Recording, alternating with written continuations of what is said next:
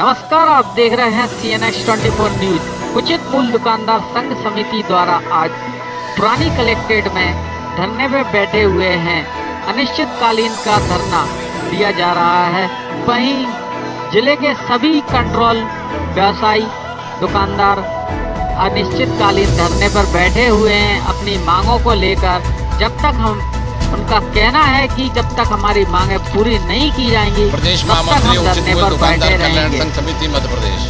अच्छा, तो ये अनिश्चितकालीन धरना किस संबंध में दिया जा रहा है? और ये अनिश्चितकालीन, जैसा कि आप बैनर देख रहे हैं, शासकीय उचित मूल्य दुकानदार कल्याण संघ समिति जिला गुना के बैनर तले हम संपूर्ण जिले के उचित मूल्य दुकानदार, हमारे प्रदेश स्तरीय संगठन उचित मूल्य दुकानदार कल्याण संघ समिति मध्य प्रदेश के आह्वान पर पूरे मध्य प्रदेश के दुकानदार धरने पर बैठे।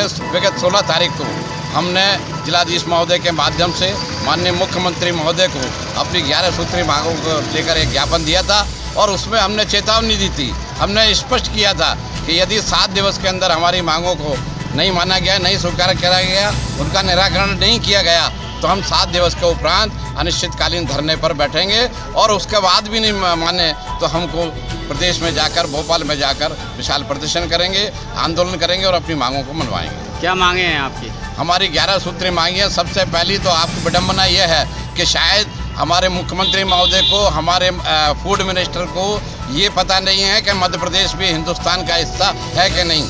समूचे भारत में उचित मूल्य दुकानदारों को 140 रुपये प्रति कुंटल से लेकर 200 रुपये प्रति कुंटल तक कमीशन दिया जाता है। लेकिन हम इतने दुर्भाग्यशाली हैं, मध्य प्रदेश इतना दुर्भाग्यशाली है कि यहाँ के उचित मूल्य दुकानों को मात्र 70 रुपये प्रति कुंटल कमीशन दिया जाता है।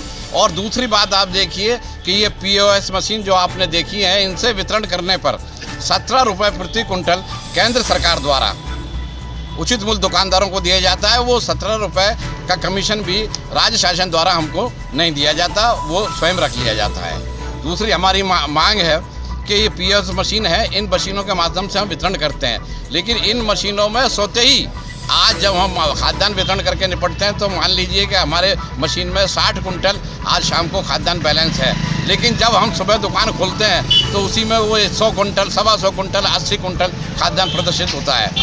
और जब कोई अधिकारी जांच करने पहुंचता है तो वो मशीन में प्रदर्शित खाद्यान्न की मात्रा को ही सही मानता है और फिर वो खाद्यान्न को हम कहाँ से पूरा करेंगे।